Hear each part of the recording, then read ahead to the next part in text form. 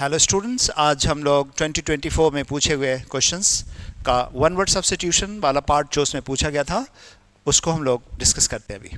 ठीक है, फिर हम लोग सिनोनिम वाला है स्लाइड्स, उसको भी डिस्कस कर लेंगे। पहले इसको करते हैं। पहला वर्ड है आपका one word, a person who likes to argue about anything, जो किसी भी चीज़ के बारे में बहस करना पसंद करता है, मतलब जो उसके पर्सनैलिटी का पार्ट है। समझ गए आप? उसके लिए कौन सा वर्ड यूज करोगे आप? उसके लिए यूज करेंगे हम वेराशियस, कंटेंशियस, कावर्ड या रेटिसेंट। देखो, वेराशियस का मतलब क्या होता है? ऑनेस्ट। वेराशियस का मतलब होता है honest. So veracious is honest. दूसरा वर्ड जो आप यहां पे यूज कर रहे हो, दैट्स कंटेंशियस। कंटेंशियस का मतलब one who loves to argue with others. So contentious जो है वो आपका करेक्ट आंसर हुआ। कावर्ड आप जानते हो, डरपोक के लिए। और रेटिसेंट जो है वो इंट्रोवर्ट के लिए हम यूज करते हैं। रेटिसेंट, इंट्रोवर्ट, रेटिसेंट मतलब डिसइंक्लाइंड टू स्पीक, जो इंसान कम बोलना पसंद करता है। डिसइंक्लाइंड टू स्पीक, जिनको ज़्यादा बोलना की प्रवृत्ति नहीं होती है। ये एक ह्यूमन पर्सनैलिटी होता है, एक ट्रेट होता है, पर्सनैलिटी ट्रेट होता है। कुछ लोग कम बोलना पसंद करते हैं और कुछ लोग ज़्यादा बोलते हैं। रेटिसेंट का ही ऑपोजिट वर्ड आप बना सकते हो, लोक्वाशियस या गैरुलस। कुछ लोग बहुत ज़्यादा बोलते हैं, वर्बोस होते हैं ना, लोक्वाशियस, गैरुलस, वर्बोस, ये इसके ऑपोजिट वर्ड हो गया। ये हुआ इंट्रोवर्ट और या डिसइंक्लाइंड टू स्पीक, बोलना पसंद जिनको ज़्यादा नहीं आता उनके लिए यूज़ करते हैं। नेक्स्ट टर्म है आपका she is proficient in speaking many languages. अब ये जो अंडरलाइंड है, प्रोफिशिएंट का मतलब क्या होता है? एफिशिएंट मतलब कुशल, स्किल्ड। प्रोफिशिएंट का मतलब हुआ स्किल्ड। तो someone who is skilled in speaking many languages, जो बहुत सारे लैंग्वेजेस को बोलने में जो कुशल है, उनके लिए आप क्या यूज करते हो? तो आपने एक टर्म सुना मल्टीलिंगुअल, आपने सुना होगा। बाइलिंगुअल दो लैंग्वेज के लिए हम यूज करते हैं, और मल्टीलिंगुअल जो मल्टीपल लैंग्वेजेस को जानते हैं उसके लिए हम यूज करेंगे मल्टी मतलब मेनी, लिंगुअल लैंग्वेज के लिए आप यूज करते हैं lingua language. So multiple language जो जानते हैं या बोलते हैं उनके लिए हम यूज करते हैं मल्टीलिंगुअल। और इसी में है मोनोलिथिक। मोनोलिथिक का मतलब होता है वन स्टोन, या वो सिंगल स्टोन को, जैसे हम बोलते हैं मोनोलिथिक स्ट्रक्चर या मोनोलिथिक पिलर। मोनोलिथिक स्ट्रक्चर या पिलर का मतलब होता है एक ही स्टोन है, उसी को हम कार्व करके, उसको कट करके एक सिंगल कॉलम हमने बना दिया, उसमें कहीं पे कोई जोड़ नहीं है, उसके लिए हम यूज करते हैं मोनोलिथिक। और बाइलिंगुअल, बाय मतलब टू लैंग्वेजेस पे जो जानता है, स्किल्ड है, प्रोफिशिएंट है टू लैंग्वेजेस में, उसके लिए हम यूज करते हैं बाइलिंगुअल। या बाइलिंगुअल का दूसरा मीनिंग भी होता है इन्वॉल्विंग टू लैंग्वेजेस, यानी कंटेनिंग टू लैंग्वेजेस, जैसे हिंदी और इंग्लिश दोनों को। जैसे कुछ क्वेश्चन पेपर आते हैं अपने यहाँ, वो बाइलिंगुअल होते हैं, हम बोलते हैं बाइलिंगुअल क्वेश्चन पेपर है, दोनों भाषा में है लिखा हुआ, हिंदी में भी और इंग्लिश में भी। हेटेरोलिंगुअल क्या? लिंग्विस्टिक्स एक वर्ड यहाँ पे लिखा हुआ। हेटेरो एक टर्म होता है, मतलब not same, not the same. Linguistic, अब ये जो टर्म है हेटेरोलिंग्विस्टिक, इसका मतलब होता है coming from diverse, coming from diverse linguistic background, linguistic backgrounds. Diverse linguistic backgrounds का मतलब मैं आपको बता देता हूं। एक तो होमोलिंग्विस्टिक हो सकता है। होमोलिंग्विस्टिक का मतलब होता है, जैसे आप इंग्लिश, सारे लोग इंग्लिश मीडियम के हैं, तो अब आपने किसी कोर्स को ज्वाइन करा, तो हम बोलेंगे भैया ये होमोलिंग्विस्टिक्स हैं, ये जो सोसाइटी है, आप इस कोर्स को ज्वाइन करिए। और एक हो सकता है कि किसी ने पढ़ी है मैंडरीन, जिसको हम चाइनीज़ बोलते हैं, किसी ने पढ़ी हिंदी, किसी ने पढ़ा तमिल, किसी ने पढ़ा इंग्लिश, और अब सारे के सारे एक जगह इकट्ठा हो गए और एक कोई कोर्स करना आप चाह रहे हो, तो हम बोलेंगे ऐसे क्राउड को या ऐसे सोसाइटी के लिए हम यूज करेंगे हेटेरोलिंग्विस्टिक। तो हेटेरोलिंग्विस्टिक एंड होमोलिंग्विस्टिक्स। हमारा आंसर यहां पे जो हम यूज कर रहे हैं that is multilingual. I guess clear. Next one, a short interesting story, एक बहुत छोटी सी लेकिन बहुत ही इंटरेस्टिंग, बहुत बढ़िया, अबाउट अ रियल पर्सन और इवेंट। कभी कभार हम अपने जिंदगी में कुछ ऐसा देखते हैं या कभी किसी के बारे में सुनते हैं जो हमने एक्सपीरियंस करा, रियल लाइफ में हमने देखा हुआ है या सुना हुआ है, उसके लिए हम यूज करते हैं एक टर्म एनेक्डोट। एनेक्डोट मतलब एक शॉर्ट स्टोरी होता है जो रियल इवेंट होता है, रियल पर्सन के बारे में होता है, या आपके साथ हुआ हो, किसी और के साथ आप वहाँ पे थे, आपने देखा या आपने सुना, तो उसके लिए हम यूज़ करते हैं, ऐसे शॉर्ट स्टोरीज के लिए हम यूज़ करते हैं anecdote. So correct answer is option number B, यानी कि 2, सेकेंड वन। स्केच, किसी चीज़ को ड्रॉ करना। नैरेटिव एक स्टाइल ऑफ राइटिंग होती है। नैरेटिव स्टाइल ऑफ राइटिंग में हम क्या करते हैं, हम किसी भी स्टोरी को आगे बढ़ाते हैं जिसमें बहुत सारे कैरेक्टर्स होते हैं, सेटिंग्स होती है, और हम किसी के बारे में कोई स्टोरी सुना रहे होते हैं। तो ये वे ऑफ राइटिंग होता है, way of saying something. Narrative story telling होता है। इनफैक्ट हम किसी के बारे में कोई स्टोरी सुना रहे होते हैं आपको, नैरेटिव स्टाइल ऑफ राइटिंग। ठीक है, नेक्स्ट वन है आपका one who does not show response to good और बैड। देखिए, गुड और बैड से यहां पे क्या मतलब होता है मालूम है? गुड और बैड सिचुएशन, कंडीशन फेवरेबल हो, गुड का मतलब यहां पे फेवरेबल है, बैड का मतलब होस्टाइल है। कंडीशन या सर्कमस्टांसेस जो हमारे जिंदगी में हम फेस करते हैं वो या तो हमारे लिए फ्रेंडली हो सकता है या अनफ्रेंडली हो सकता है, यानी कि होस्टाइल हो सकता है। दोनों कंडीशन में हम अपने पेशेंस को, अपने मेंटल कंपोजर को, कामनेस को बरकरार रखते हैं। ऐसे इंसान के लिए हम टर्म यूज करेंगे स्टोइक। स्टोइक मतलब जो indifferent to pleasure and pain. यहां पे जो टर्म है गुड है वो प्लेजर के लिए है, बैड पेन के लिए है। So someone who is stoic is indifferent to pleasure and pain. Sceptic जो टर्म हम यहां पे यूज करते हैं, स्केप्टिक का मतलब होता है someone who daughter, a doubting Thomas, a daughter या डाउट। स्केप्टिक का मतलब डाउटफुल, यहां पे एडजेक्टिव के तौर पे यूज करा हुआ डाउटफुल। ठीक है, सिनिक और स्केप्टिक सिनोनिम्स हैं। सिनिक भी वही होता है जो किसी के इंटेंशन को डाउट करता है। एंड फोबिक जो फोबिया से ग्रस्त है, फोबिया मतलब होता है डर। तो इसे फोबिया टर्म आपने सुना होगा ना, इरेशनल फियर ऑफ समथिंग, उसी से बनता है फोबिक। तो समवन इज हाइड्रोफोबिक, अगर कोई हाइड्रोफोबिक है तो उसको पानी से डर लगता है, उसके लिए हम यूज करते हैं फोबिक। नेक्स्ट टर्म है आपका morbid compulsion to consume alcohol continuously. Compulsion मतलब मजबूरी, जो आप फोर्स करता है कोई, आपके चाहे आपकी आदत से पड़ गई है किसी को किसी चीज का। मॉर्बिड का मतलब होता है जो बहुत ही हार्मफुल होता है, जो किल कर सकता है। मतलब मॉर्बिड मतलब जो डेथ की तरफ ले जाएगा। मॉर्बिड का मतलब जो डेथ की तरफ ले जाने वाला कंपल्शन। तो ऐसे कंपल्शन जो कंज्यूम करने के लिए, किस चीज को कंज्यूम करने का? अल्कोहल, मतलब शराब को कंज्यूम करने के लिए एक कंपल्सन है, बॉडी डिमांड करती है, जो मतलब गलत आपके सेहत के साथ बड़ा कॉम्प्रोमाइज करता है, आपको बहुत नुकसान पहुंचाता है। तो ऐसे कंपल्सन के लिए हम क्या यूज करते हैं? डिप्सोमेनिया। डिप्सोमेनिया एक मॉर्बिड कंपल्सन होता है, yearning for alcohol, craving for alcohol. Compulsion का यहां पे मतलब, जो आप ये कंपल्सन टर्म यहां पे देख रहे हो ना, इसका मतलब होता है craving. So compulsion is craving. अब मॉर्बिड बहुत ही ज्यादा कंपल्सन है किस चीज के लिए? अल्कोहलिक कंजम्पशन ऑफ अल्कोहल, उसके लिए हम यूज करते हैं डिप्सोमेनिया। मेनिया जो एक टर्म होता है आपने सुना होगा, जैसे अभी हमने फोबिया का एक टर्म यूज करा। मेनिया का मतलब होता है ऑब्सेशन, किसी भी चीज को लेके बहुत ज्यादा लगाव, दैट्स मेनिया।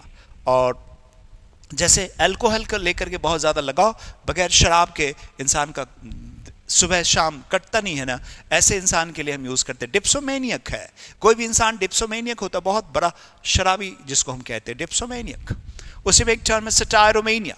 सटायरोमेनिया, मेनिया मतलब ऑब्सेशन, सटायरो का मतलब यहां पे, सटायरोमेनिया का मतलब होता है एक्सेसिव ओवर सेक्सुअलिटी, जिसको हम कहते हैं over sexuality, specially in main. Over sexuality in main, जो मेन होता है उसमें जो हाइपर सेक्सुअलिटी होती है, उसके लिए हम यूज करते हैं सटायरोमेनिया। सटायरोमेनिया, ठीक है। जैसे आपने निम्फोमेनिया सुना होगा, औरतों के लिए हम यूज करते हैं निम्फोमेनिया या एंड्रोमेनिया। एंड्रोमेनिया, निम्फोमेनिया वो हम गर्ल्स के लिए, वुमेन के लिए यूज करते हैं। गर्ल्स एंड वुमेन के अंदर अगर एक्सेसिव सेक्सुअल डिजायर हो, ओवर सेक्सुअलिटी हो, तो उसके लिए हम यूज करते हैं निम्फोमेनिया या एंड्रोमेनिया। पुरुष में अगर ऐसा हो तो उसके लिए हम यूज करते हैं सटायरोमेनिया। नेक्स्ट वन क्लेप्टोमेनिया, ये आपने सुना होगा kleptomania. Kleptomania is compulsive desire to steal something. Kleptomania में compulsion to steal, compulsion to steal, किसी भी चीज को चुराने का जो कंपल्सन होता है, कोई भी चीज चुराते, शी इज क्लेप्टोमेनियक, हम बोलते हैं शी इज क्लेप्टोमेनियक। शॉपिंग मॉल से कुछ ना मिला तो एक पेंसिल ही चुरा लिया, छुपा लिया, और बाकी सामान हमने खरीदा, तो हम ऐसे के लिए यूज करते क्लेप्टोमेनिया। मेनियक मतलब ऑब्सेसिव, किसी भी चीज को लेके बहुत ही ज्यादा ऑब्सेसिव होने के लिए हम यूज करेंगे maniac. Next one, the question paper are placed in the lockers of the school in a way that they can't be reached. Question paper मतलब सवाल स्कूल के लॉकर में इस तरह से रखा हुआ है कि उनको कोई आसानी से उस तक पहुंच नहीं सकता, बहुत ही सेफ है, मतलब जिन्होंने रखा है उनके पास चाबी है, बाकी कोई पहुंच नहीं सकता वहां तक। एक्सेस करना मतलब वहां तक पहुंच हमारा होना, एक्सेसिबल मतलब जहां तक हम पहुंच सकते हैं, inaccessible that can't be reached. The mountain peak of, mountain peak जो है Mount Everest, peak Mount Everest का पीक मतलब summit of the Mount Everest, Mount Everest के समिट को we can't reach, Mount Everest का समिट इज इनएक्सेसिबल। तो यहां पे भी क्या यूज करोगे आप, are inaccessible the first one, irreparable, repressible, affordable, affable, ये सारे के सारे कोई भी वर्ड इसमें नहीं बनेगा। अफेबल तो फ्रेंडली होता है, अफोर्डेबल जो आपके लिए आप कर सकते हो, जैसे हम बोलते हैं जिसको हम कर सकते हैं, स्पेशली कोई प्रोडक्ट है हम बोलते हैं ये अफोर्डेबल नहीं है हमारे जैसे लोगों के लिए, मतलब वी कांट अफोर्ड, मतलब वी कैन नॉट परचेज, उस सेंस पे हम यूज करते हैं अफोर्डेबल। और एफेबल तो आप जानते हो, एफेबल बिहेवियर, एफेबल मतलब फ्रेंडली बिहेवियर, या एमिएबल टर्म आपने सुना होगा, एफेबल के लिए हम यूज करते हैं एमिएबल, एबल मतलब friendly, affable friendly, amiable friendly. Next term जो है that's an order of law requiring people to remain indoors. कभी कभार कहते नहीं इस इलाके में कर्फ्यू लग गया, कर्फ्यू में एक ऑर्डर आता है लॉ का, मतलब जो अथॉरिटीज है वो एक ऑर्डर पास करते हैं कि आपको घर के अंदर ही रहना इतने बजे से इतने बजे तक, उसके लिए हम यूज करते हैं कर्फ्यू। बहुत आसान टर्म है, आपने सुना होगा कर्फ्यू लगा हुआ है उस मोहल्ले में क्योंकि वहाँ पे कुछ नोटोरियस एक्टिविटी जो लोग हैं ना उन्होंने कुछ गड़बड़ कर रखा है, तो इस तरह से हम यूज करते हैं उसको कर्फ्यू टर्म को। ठीक है, चलिए नेक्स्ट टर्म आपका जो है that's government by the officials. Cracy जो टर्म है, क्रेसी का मतलब होता है रूल या आर्की या क्रेसी, यहाँ पे कहीं पे क्रेसी यूज करा, कहीं पे आर्की यूज करा, तो क्रेसी हो या आर्की हो इसका मतलब होता है सरकार यानी कि रूल। ब्यूरोक्रेट्स ऑफिशियल्स के लिए हम यूज करते हैं, तो फर्स्ट वन ब्यूरोक्रेसी। तो ब्यूरोक्रेसी एक गवर्नमेंट होती है जिसमें पावर जो होता है, एक्चुअल पावर जो होता है वो ऑफिशियल्स के पास होता है, गवर्नमेंट के पास, सॉरी गवर्नमेंट ऑफिशियल्स के पास होता है। इस गवर्नमेंट को, ऐसे गवर्नेंस को हम बोलते हैं ब्यूरोक्रेसी। और दूसरा वर्ड है ऑटो, ऑटोक्रेसी का मतलब क्या होता है, a government by a ruler with absolute power, with absolute मतलब complete, उसमें जो बोलेगा उसके लिए हम यूज करते हैं। जैसे आप बोल सकते हो ना नॉर्थ कोरिया में ऑटोक्रेसी है, there is autocracy in North Korea, even in Russia we can, हम लोग ज़्यादातर लोग बोलते हैं कि रशिया में भी ऑटोक्रेसी है, पुतिन साहब जो बोलते हैं वही होता है। सो ऑटोक्रेसी इज दैट। मोनार्की जो होता है that is government by a king और अ क्वीन, किसी राजा या रानी के द्वारा जो गवर्नमेंट होता है उसके लिए हम यूज करते हैं मोनार्की। और प्लूटोक्रेसी में a government by the rich, a government by the rich. The rich का मतलब है अमीर लोग, अमीर लोगों के द्वारा। Fine, next one, a person who sells and arranges cut flowers. Flowers को जब हम कट कर लेते हैं ना, फिर उसको वो आपने देखा होगा शॉप पे आप परचेज करने जाते हो कभी बुके वगैरह, तो वहां पे आप देखा ना वो सब अरेंज करता है उसको, तो क्या उसको हम गार्डनर बोलेंगे? गार्डनर तो वो आदमी होता है जो गार्डन में काम करता है ना, फूलों का केयर करता है। वन हु केयर्स फ्लावर्स, उसके ट्री जो भी प्लांट्स है फ्लावर्स उसको केयर करता। Botanist is someone who studies plants, botanist studies plants के बारे में, प्लांट्स को स्टडी करता है। और हॉर्टिकल्चरिस्ट भी एक प्रकार का एन एक्सपर्ट, ये हॉर्टिकल्चर, ये कौन होगा? N expert in you know flower, जो ट्रीज, फ्लावर्स, मेडिसिनल प्लांट्स होते हैं, फ्लावर्स होते हैं, उन सब में जो एक्सपर्ट होते हैं उसके लिए हम यूज करते हैं हॉर्टिकल्चरिस्ट। सो हॉर्टिकल्चरिस्ट एक एक्सपर्ट होता है। और बॉटनिस्ट जो है कोई भी जो बॉटनी यानी प्लांट लाइफ को स्टडी करता है उसके लिए हम यूज करते हैं बॉटनिस्ट। फ्लोरिस्ट तो आप जानते हो, तो इसमें आंसर कौन सा हुआ? Florist, fourth one. बॉटनिस्ट और हॉर्टिकल्चरिस्ट में हमने यहाँ पे फ़र्क को समझने की कोशिश करी है। बॉटनिस्ट कोई भी जो स्टडी करेगा, और हॉर्टिकल्चरिस्ट जो है वो एक्सपर्टीज जब आ जाएगी उसके लिए हम यूज़ करेंगे। नेक्स्ट टर्म है small group of people who spend their time together and do not welcome other people into that group. एक ग्रुप जो उसमें लिमिटेड लोग रहते, 4-6, और बाहर के किसी लोगों को जल्दी उसमें अलाउ नहीं करते, मतलब इनफैक्ट वो अलाउ ही नहीं करते। उसके लिए हम यूज़ करते क्लिक है, मतलब जिसको सिंडिकेट बोलते हैं। आपने एक टर्म सुना होगा सिंडिकेट, क्लिक है। क्लिक में क्या होता है, एक 5-4-5 लोगों का एक इन ग्रुप होता है। उस इन ग्रुप के अंदर किसी भी आउटसाइडर इंसान को, चाहे कितना भी क्लोज हो, उसको अंदर की खबर नहीं लेने देते हैं। हाँ, उसके लिए कौन सा टर्म आप यूज, ये क्लिक है। तो क्लिक है जो टर्म आप यूज करोगे, that's the correct answer. Employ आप जानते हो। लॉबिंग क्या होता है ना, कि group within a group. Lobby, what's lobby? जैसे एक पॉलिटिकल पार्टी है, उस पॉलिटिकल पार्टी में एक, वो तो ऑलरेडी एक ग्रुप है पॉलिटिकल पार्टी, उसके अंदर एक लॉबी, एक फैक्शन उसने बनाया, एक फैक्शन उसने बनाया, एक उसने पॉलिटिशियंस ने बनाया, उसको हम कहते हैं लॉबिंग या lobbying. Squad, squad is a group of people functioning a particular task. एक पर्टिकुलर टास्क करने वाला ग्रुप ऑफ पीपल के लिए हम स्क्वाड टर्म यूज करते हैं। जैसे आप बोलते हैं ना, इन्विजिलेटर्स आते हैं एग्जाम के दरमियान, पेट्रोलिंग स्क्वाड होता है पुलिस में, पेट्रोलिंग स्क्वाड, उनका काम होता है, ग्रुप ऑफ पीपल का काम होता है सड़कों पे, गलियों में शांति बहाल करना, लॉ एंड ऑर्डर को बहाल करना। उसके लिए हम बोलते हैं स्क्वाड, पेट्रोलिंग स्क्वाड आया है। समझ में आई बात? स्क्वाड के जो मेंबर्स होते हैं ना, वो एक तरह के काम करेंगे, एक तरह के काम करेंगे, एक एक टास्क के लिए असाइंड होते हैं वो। Lobby, a group within a group या पार्टी, उसके लिए हम लॉबी यूज करेंगे। लेकिन जो क्लिक के जो टर्म हम यूज करते हैं ना, वो एक ग्रुप ऑफ पीपल होता है जो बड़ी क्लोज होते, इन ग्रुप होता है, बहुत क्लोज इन ग्रुप, और ऐसा होता है कि उसमें बाहरी आदमी को एंटर नहीं करने देते वो। समझ में आई बात? Next one, a place where fruit trees are grown. पे वहां पे ट्रीज आर ग्रोन, कौन सा? फल। आपने सुना होगा मैंगो और चार्ट, एप्पल और चार्ट। तो ऐसे जगह को हम ऑर्चार्ड बोलते हैं, orchard. The fourth one is the correct answer. Museum is a place for keeping ancient things of historical importance. Museum एक place है for keeping things of historical importance.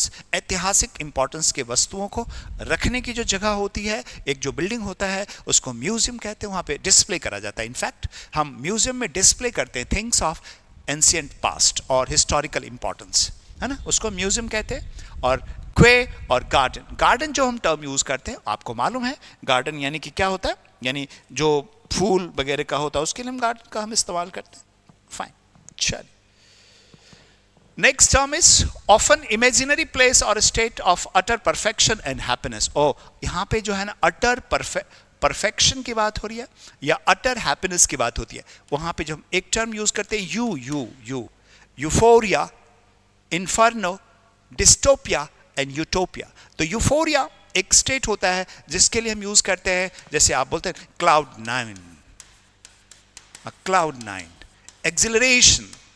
exhilaration, that's cloud nine, that feeling, you know, of extreme happiness, ecstasy। एक term आपने सुना होगा, ecstasy is extreme happiness, cloud nine is extreme happiness, exhilaration is extreme happiness। that वो जो happiness का वो आनंद, जैसे हमने वर्ल्ड कप जीता 2020 में, तो यूफोरिया हम लोगों ने उसको एक्सपीरियंस करा, यूफोरिक मूड में थे हम लोग, यूफोरिया को एक्सपीरियंस करा हमने हिंदुस्तानियों ने। तो दैट्स कॉल्ड एक्सट्रीम हैप्पीनेस या एक्सटेसी या क्लाउड नाइन या एक्सिलरेशन। ये टर्म हम यूज करेंगे यूफोरिया के लिए। दूसरा टर्म है इन्फर्नो। इन्फर्नो जो हम टर्म यूज करते हैं ना, वो आपने कभी सुना होगा, जो हेलिश जिसको हम कहते हैं, नरकीय, नारकीय जिसको आप कहते हो। इन्फर्नो के लिए हम क्या यूज करते हैं? नारकीय। नारकीय का मतलब क्या होता है?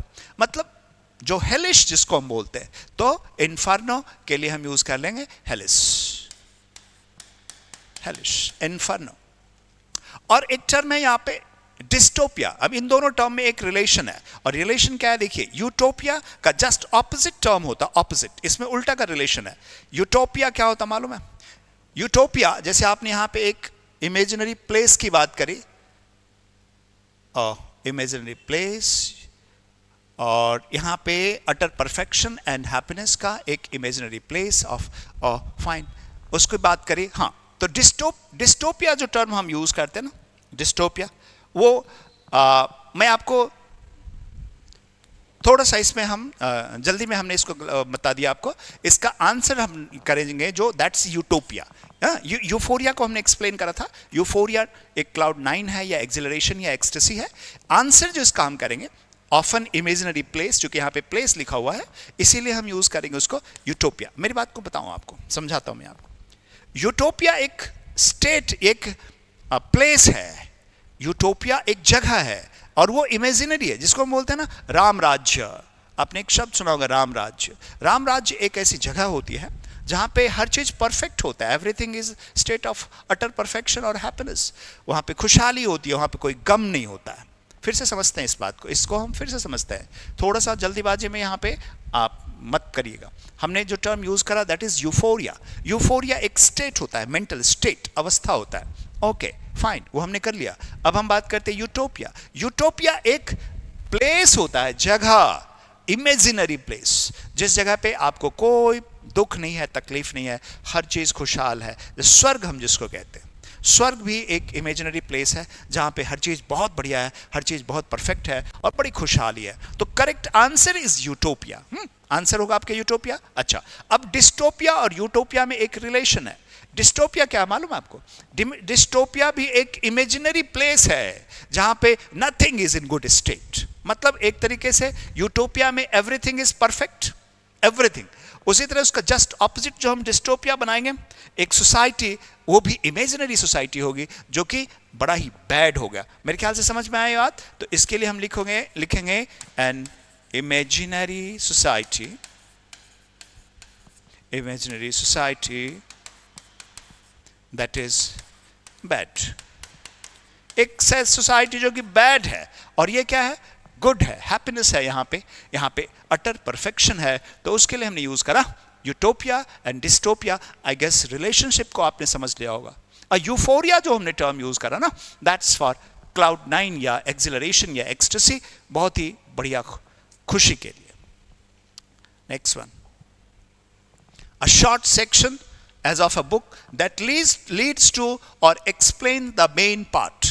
भैया कोई भी किताब का एक छोटा सा पोर्शन जो कि मेन पार्ट को बताता है आपको मालूम होगा। इसमें 4 ऑप्शंस है, paraphrase, conclusion, forwards and post script. So forwards मतलब इंट्रोडक्शन। जो कभी आप कोई किताब पढ़ते तो शुरू में लिखा होता है ना इंट्रोडक्शन वाला पार्ट, इंट्रोडक्टरी पार्ट, उसके लिए हम यूज करते हैं फॉरवर्ड, यानी कि प्रीफेस। आपने देखा होगा प्रीफेस या फॉरवर्ड, इसी के लिए हम बोलते हैं प्रीफेस बोलते हैं। थोड़ा सा हालांकि टेक्निकली डिफरेंस है, लेकिन फॉरवर्ड को, इंट्रोडक्टरी पार्ट को हम प्रीफेस भी बोलते हैं। और पोस्ट स्क्रिप्ट का मतलब है something that is written after the main story is या book is over, has already been written. जब बुक को लिख दिया गया उसके बाद अगर कुछ बोला गया या कुछ लिखा गया, दैट इज पोस्ट स्क्रिप्ट बोलते हैं। उसके लिए हम एपिलॉग टर्म यूज करते हैं, एपिलॉग। ओके, और इसके लिए आप कभी कभी फॉरवर्ड के लिए प्रोलॉग भी यूज करते हो, प्रोलॉग। लेकिन बुक में ना हम ज्यादातर यूज करते हैं इसको, फॉरवर्ड को या प्रीफेस को। समझ में आई बात? और कंक्लूजन तो आपको मालूम है, जो उसका निष्कर्ष होता है। और पैराफ्रेजिंग क्या होता है? पैराफ्रेजिंग होता है जैसे आपने एक कोई भी टेक्स्ट लिया, उसको अपने शब्दों में उसको लिखना और उसके मेन आइडिया को, मेन जो मीनिंग है उसको चेंज नहीं होने देना। That's called paraphrasing. समझ में आई बात? Next one is, despite recent superficial moves towards political recognition, Libya remains in the grip of blood-stained, corrupt military, exclusive circle of people with a common purpose। Okay, ये underlined word, exclusive circle of people with a common purpose। common purpose वाले लोग हैं, common purpose वाले हो गए ना। कौन सा? क्लिक हो गया। अभी जो हमने क्लिक का पहले भी करा हुआ ना, समझ में आई बात? क्योंकि इनका कॉमन पर्पस है, कॉमन, एक साथ एक्सक्लूसिव सर्कल है। इस सर्कल में किसी और को वो एंटर नहीं होने देते। तो इसके लिए हमने कौन सा टर्म यूज करना है? क्लिक है। अब दूसरा वर्ड है ऑब्लिक। ऑब्लिक का मतलब होता है तिरछा, ऐसे होता है ऑब्लिक लाइन, ऐसे खींच दो ना, स्लैंटेड लाइन। ऑब्लिक का मतलब क्या होता है? स्लैंटेड। ये जो हम लाइन खींचते हैं दैट्स ऑब्लिक, इसके लिए हम यूज करते हैं ऑब्लिक। उसके बाद दूसरा जो टर्म आपने यूज करा हुआ दैट्स पिक। पिक का मतलब समझ, तो एज अ नाउन भी हम इसको पिक को यूज करते हैं। दैट्स रिजेंटमेंट, एंगर हम जिसको कहते हैं। सो पिक इज रिजेंटमेंट, रिजेंटमेंट या एंगर। और एंटिक, एंटिक का मतलब things of past. Things, antique मतलब होता है ना पुरानी चीज़ों के लिए हम यूज़ करते हैं। एंटीक मतलब ओल्ड फैशन भी हम यूज़ करते हैं, old fashion things, you know, antique जिसके लिए हम यूज़ करते हैं। Old fashion things, that's antique, antiques आपने ऐसा सुना होगा। Next one is an instrument for viewing distant object in this space. Space में, कॉस्मोस में, यूनिवर्स में, स्पेस में हम किसी भी ऑब्जेक्ट को, डिस्टेंट ऑब्जेक्ट को, दूर के कोई भी प्लैनेट्स को, किसी भी स्टार्स को, उसको हम व्यू करने के लिए यूज करते हैं instrument. That instrument is telescope. इसको हम टेलीस्कोप बोलेंगे। और इसी में एक स्पेक्ट्रोग्राफ है, बाइनोक्यूलर्स है, माइक्रोस्कोप है। देखो स्पेक्ट्रोग्राफ कलर के स्पेक्ट्रम को अलग अलग करने के लिए एक यूज डिवाइस होता है वो भी। और बाइनोक्यूलर्स तो आपने देखा होगा, बाइनोक्यूलर्स तो होता है हम अपने आंखों पे लगाते हैं, जिसमें दो लेंसेस लगे होते हैं ना, दो ऐसे। और आप स्टेडियम वगैरह में क्रिकेट वगैरह देखने यूज़ करते हो आप, या छत से बीएसएफ के जवान वगैरह बाइनोक्यूलर्स यूज़ करके बॉर्डर की तरफ देखते हैं। या रेस वगैरह होता है ना, थोड़ा सा हॉर्स रेस वगैरह, आपने देखा होगा लोग बाइनोक्यूलर्स यूज़ करते हैं। बाय मतलब टू, और यहाँ पे यूज़ करा ऑक्यूलर्स। बाय मतलब दो, दोनों आंखों पे लगा हुआ लेंस, उसके लिए हम यूज़ करते हैं बाइनोक्यूलर्स। माइक्रोस्कोप एक डिवाइस होती है जिसमें हम बहुत ही माइक्रोस्कोपिक ऑर्गेनिज्म को स्टडी करने के लिए, हम बैक्टीरिया, वायरस, उन सब को स्टडी करने के लिए हम यूज़ करते हैं माइक्रोस्कोप। और आपने सुना होगा माइक्रोस्कोपिक ऑर्गेनिज्म। तो माइक्रोस्कोपिक ऑर्गेनिज्म उन्हीं को बोलते हैं जिसको माइक्रोस्कोप से ही देख सकते हैं, आप खुली आंखों से उनको देख भी नहीं सकते। Next one is awkward in movement और manner. Awkward in movement and manner क्या होता है साहब? देखिए awkward and I mean clumsy जिसको हम कहते हैं, क्लमजी, ऑकवर्ड। ऑकवर्ड का मतलब होता है क्लमजी, तो क्लमजी है ना ऑलरेडी ऑप्शन में दिया हुआ। अलर्ट आपको मालूम है, इम्बैलेंस, नॉट बैलेंस। क्लॉनिश मतलब like a clown. Clown is someone who amuses, clown is someone who amuses the audience. जो ऑडियंस को अम्यूज करता है उसको हम क्लॉन बोलते हैं, है ना, हंसाने वाला। A person who is train to travel in a space. Space में ट्रेवल करने को जो ट्रेन है, मालूम है आपको, उसके लिए क्या यूज करोगे? क्यूरेटर, अल्केमिस्ट एंड एस्ट्रोनॉट या कॉस्मोनॉट। इसके लिए दूसरा वर्ड हम यूज करते हैं कॉस्मोनॉट, ये भी हम यूज करते हैं कॉस्मोनॉट, एस्ट्रोनॉट या कॉस्मोनॉट। इसी में दूसरा वर्ड है एंथ्रोपोलॉजिस्ट। एंथ्रोपोलॉजिस्ट कौन है? One who studies anthropology.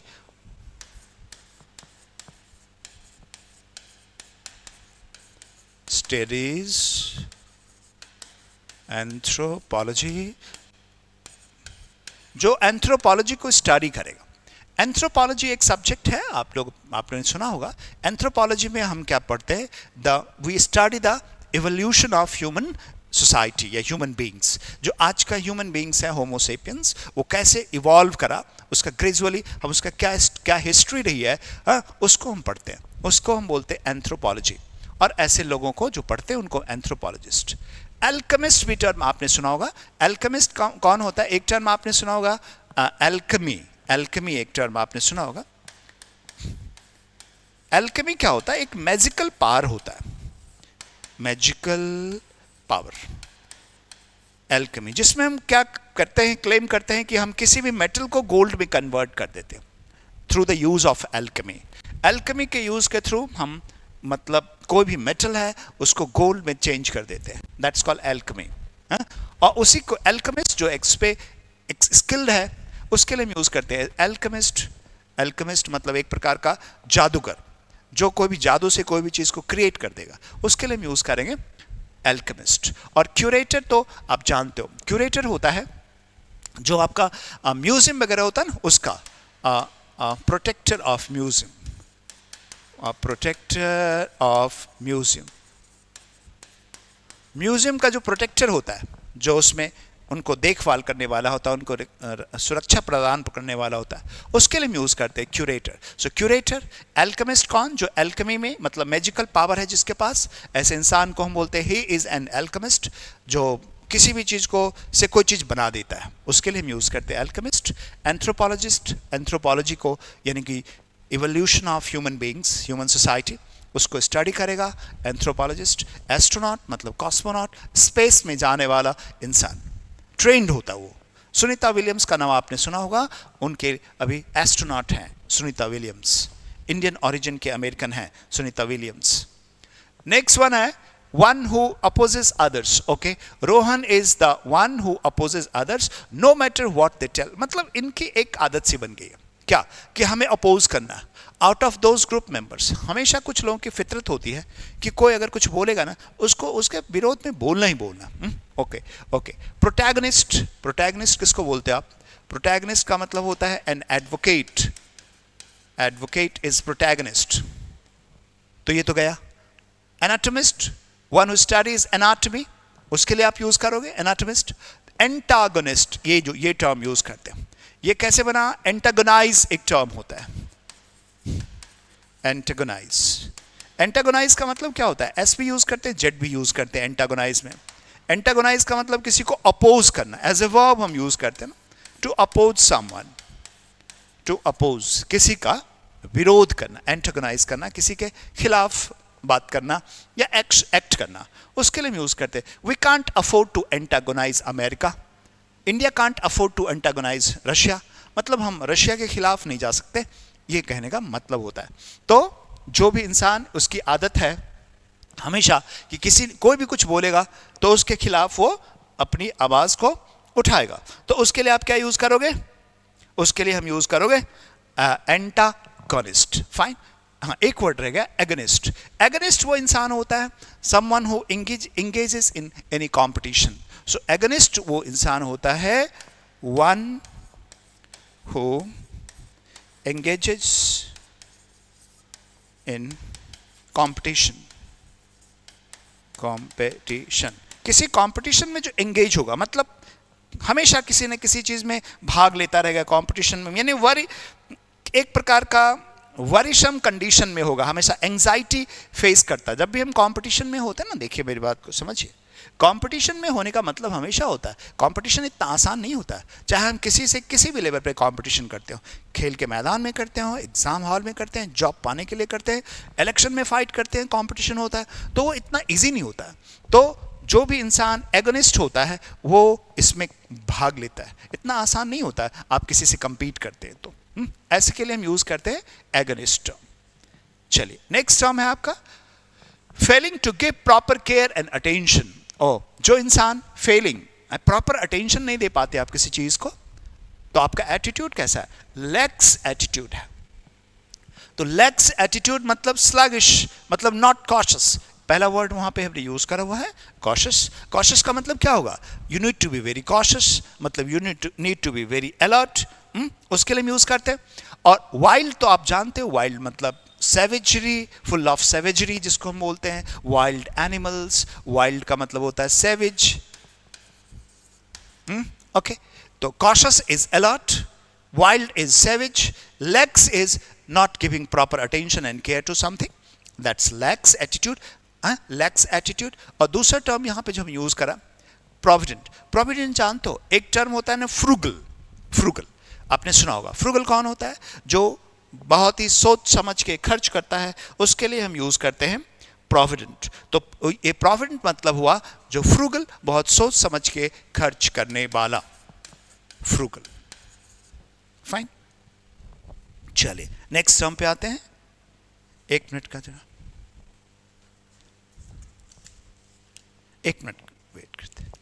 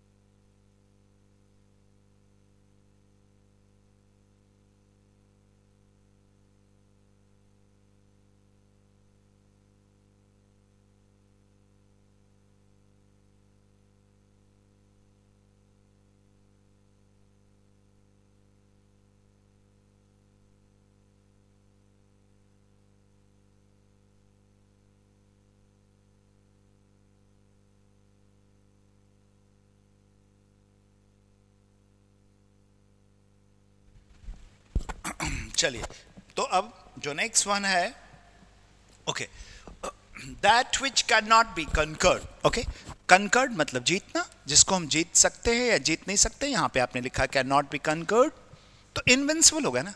That can not B conquered is जिसको हम जीत नहीं सकते. Unsurmountable, so invincible, that cannot be conquered. Invisible, cannot be seen. Ineffable is indescribable. Indescribable, that cannot be described. Ineffable. Ineffable beauty हम कभी कभार use करते हैं. Ineffable का मतलब होता है beyond description. Indescribable का मतलब होता है beyond description. That cannot be described. So beautiful, so amazing, so extraordinary that it cannot be explained. We cannot describe that. उसके लिए हम यूज करते हैं ineffable. और indelible जो टर्म है आपने सुना होगा, delible. Delible का मतलब होता है that can be erased. Delible is something that can be erased, especially some event or something from the memory. Indelible जो होता है permanent, indelible impression. ये आपने सुना होगा, that incident has left an indelible impression on my mind. हमारे दिमाग में उसने एक ऐसा impression छोड़ा that is permanent, that cannot be erased. उस तरह हम यूज करते हैं indelible को. नेक्स्ट टर्म है आपका a false idea or belief. false belief के लिए fallacy यूज करते हैं. false belief, that's a fallacy. false idea.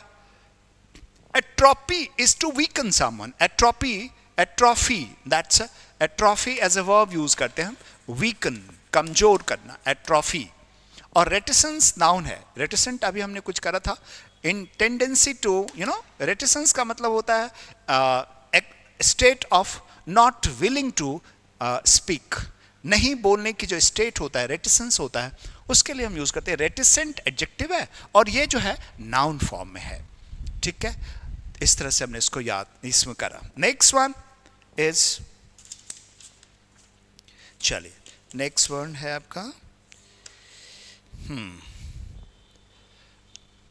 an Indian mythology, most of the asuras wish to be never able to die. Never able to die मतलब क्या? जो कभी मरे नहीं. immortal. able to die, जो मर ना सके. wish to be, असुर जो राक्षसी फोर्स थे, राक्षस फोर्स, उन्होंने हमेशा भगवान से यही मांगा कि हम कभी मरे ही ना. तुम ना मरे तो आपने पढ़ा मैन इज मॉर्टल. हर इंसान, आदमी जो है मॉर्टल है, मरणशील है. इमॉर्टल कौन है? जो कभी मरेगा नहीं. तो असुरों ने क्या मांगा? ईश्वर से प्रार्थना करा कि हम इमॉर्टल हो जाएं. ठीक है.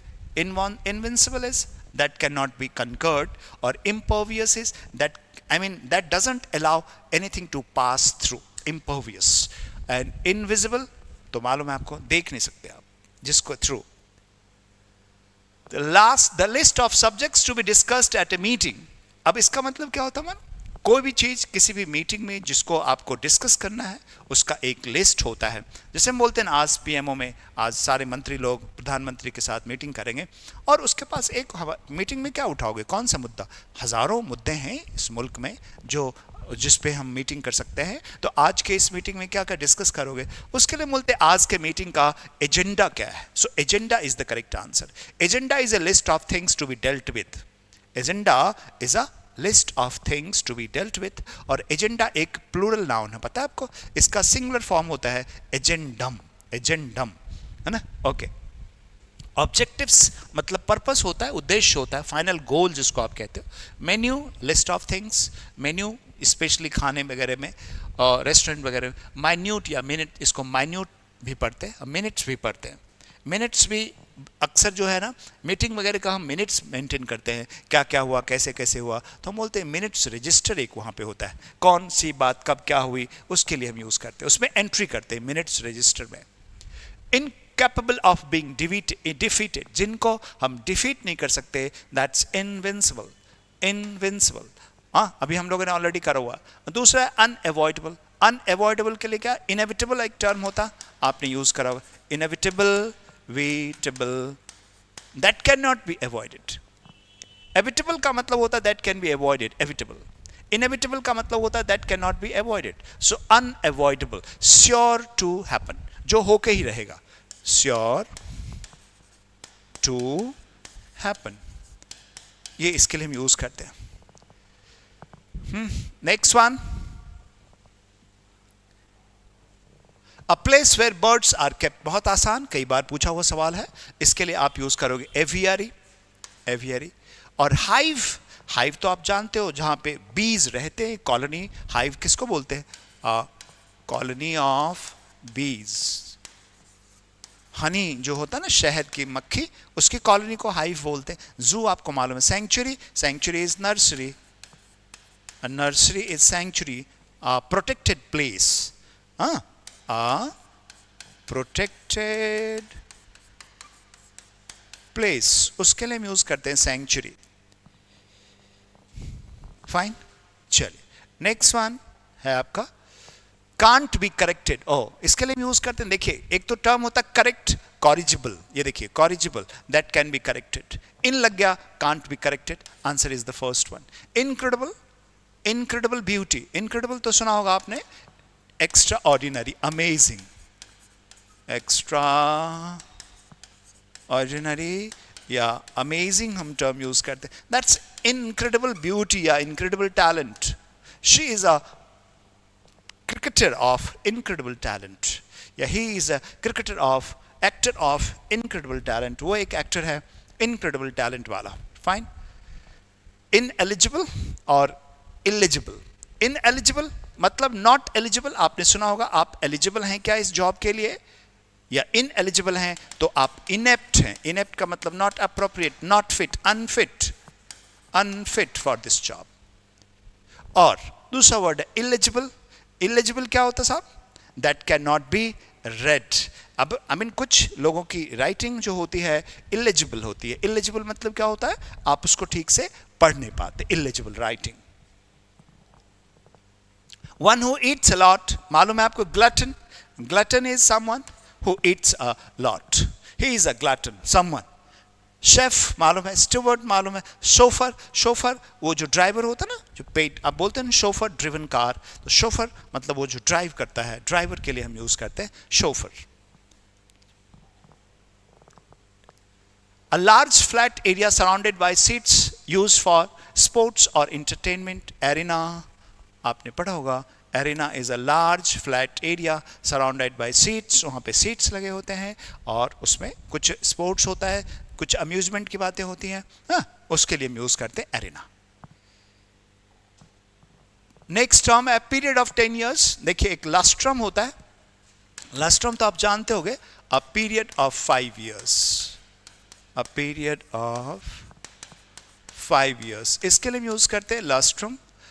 बायएनियम happening every 2 years, century a period of 100 years, of 100 years, आप बोलते हैं first century, second century. Decade is the correct answer, a period of 10 years। बहुत आसान सवाल था ये, डेकेड।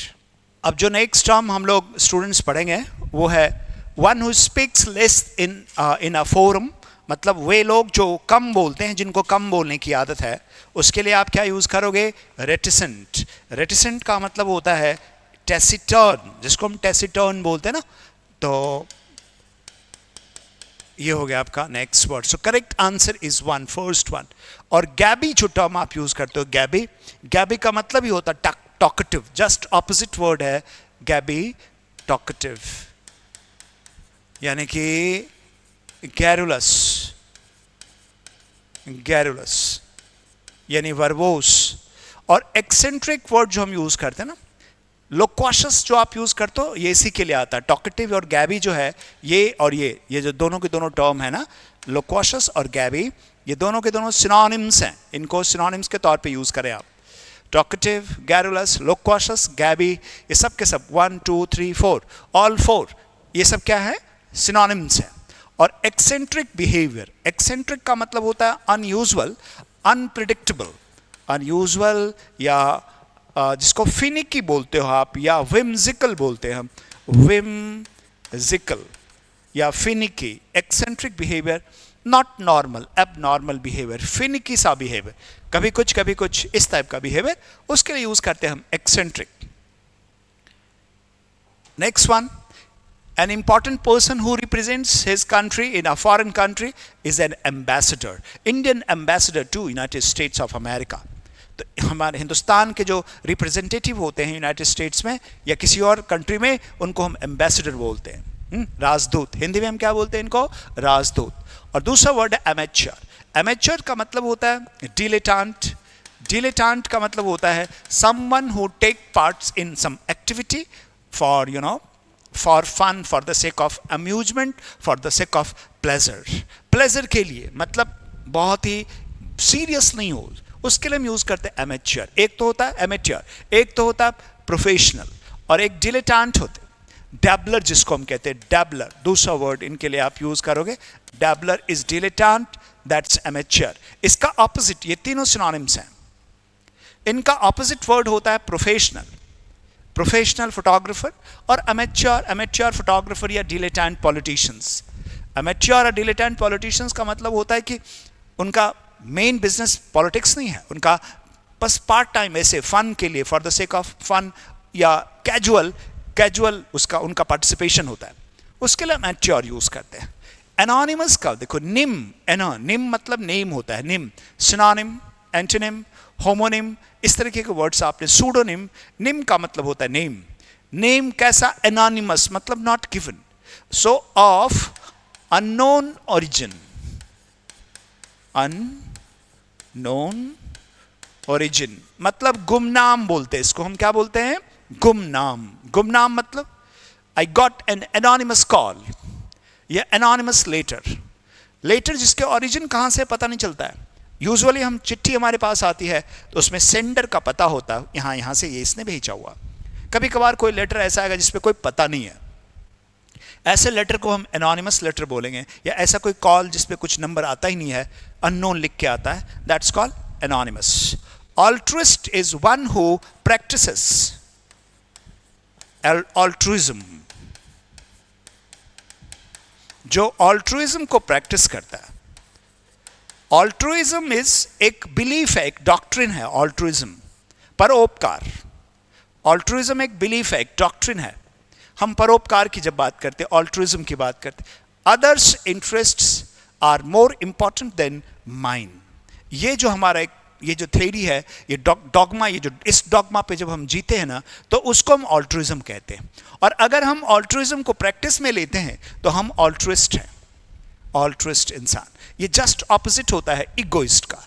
इगोइस्ट का मतलब होता है someone who believes in self advancement, मतलब आई फर्स्ट, मैं पहले, मैं बाद में कोई और, इसको इगोइज्म बोलते हैं।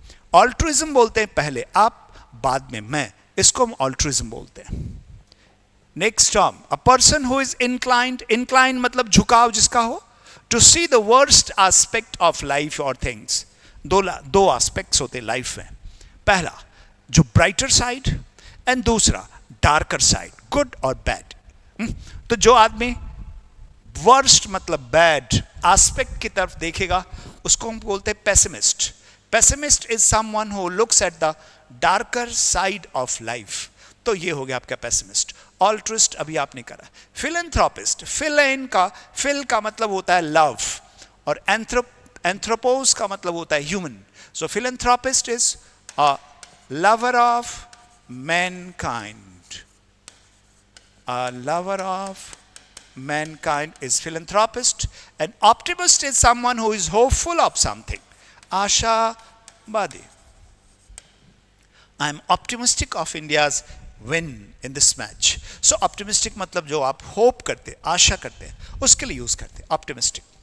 Next one is the study of coins is numismatics. Numismatics आपने पढ़ा होगा, study and collection of coins. Different kind के कॉइन्स को इकट्ठा करते हैं, हम उसको स्टडी करते हैं, उसके लिए यूज करते हैं न्यूमिस्मेटिक्स। और मैं एक बात और भी बता दूं, किसी भी वर्ड का जो सफिक्स है अगर ICS लगा हुआ है तो दैट इज साइंस और स्टडी। न्यूमिस्मेटिक्स में हम स्टडी करते हैं कॉइन्स का, कॉइन्स को कलेक्ट भी करते हैं, उनको स्टडी भी करते हैं। Choreography is art of movement. Choreography teaches you how to move, आपका जो बॉडी लैंग्वेज, आपको कैसे मूव करना है, आपके मूवमेंट कैसे होने चाहिए, उसको सिखाता है कोरियोग्राफी। और इंफॉर्मेटिक्स अगेन देखिए ICS लगा हुआ है।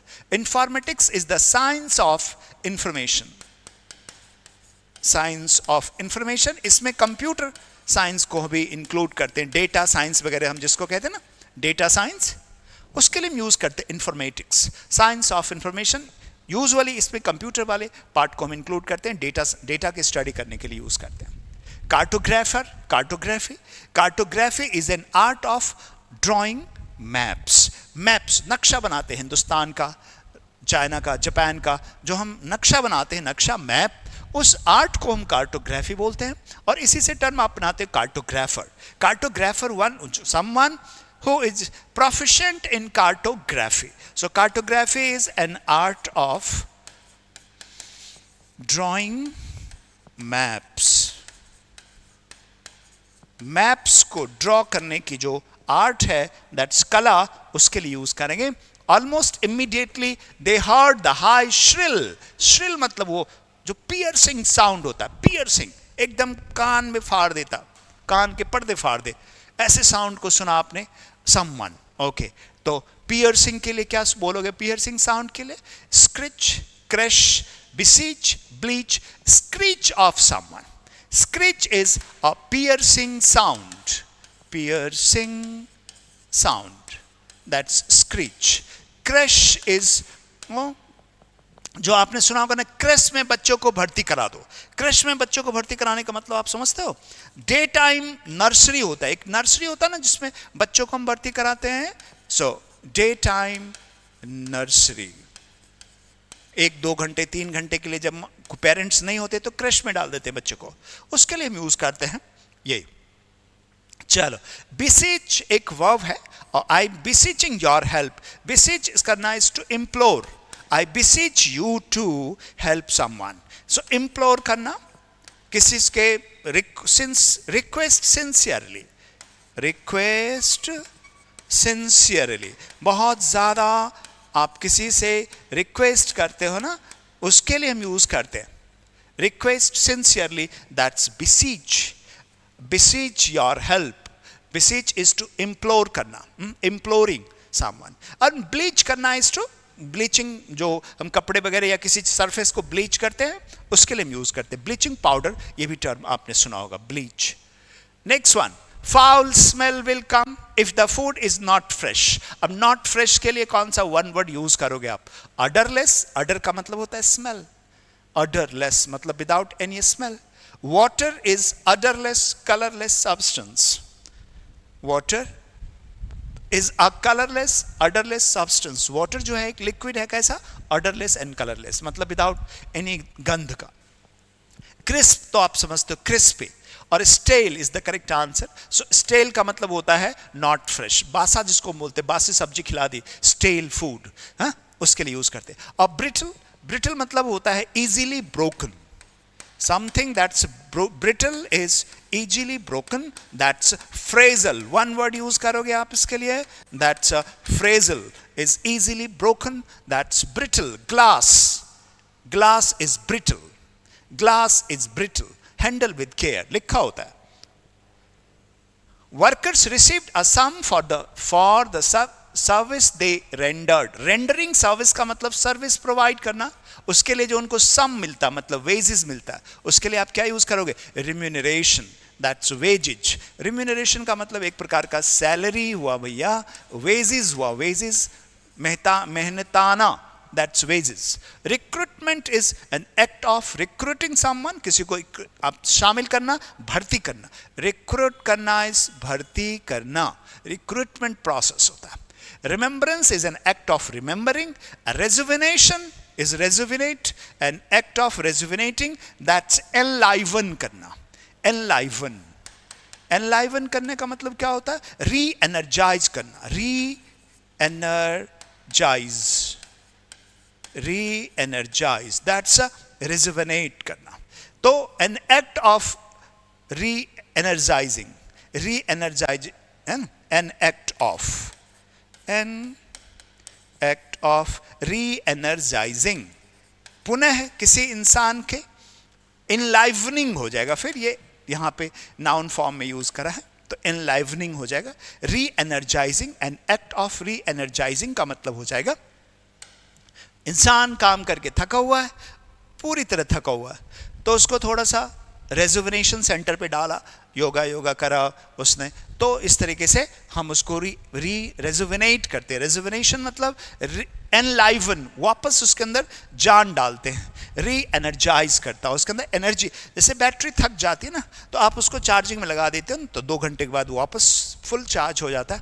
इंसान के साथ भी वही होता है, रेजुविनेशन होता है। और आपने देखा होगा रेजुविनेशन सेंटर्स खुले होते हैं। Next one, a thing fit to eat, something that is fit for eating, that's edible. Edible. Toxic is poisonous. Unpalatable is स्वादिष्ट। palatable का मतलब होता है जो बहुत ही delicious है, तो unpalatable is not delicious, that's unpalatable। और uneatable मतलब unfit for eating, uneatable जिसे खाया नहीं जा सकता, unfit है। चलिए next one, person who deceives other by pretending to be someone else, उसके लिए हम शार्लटन यूज करते हैं, या इम्पोस्टर। इम्पोस्टर का मतलब होता है he is a charlatan, charlatan.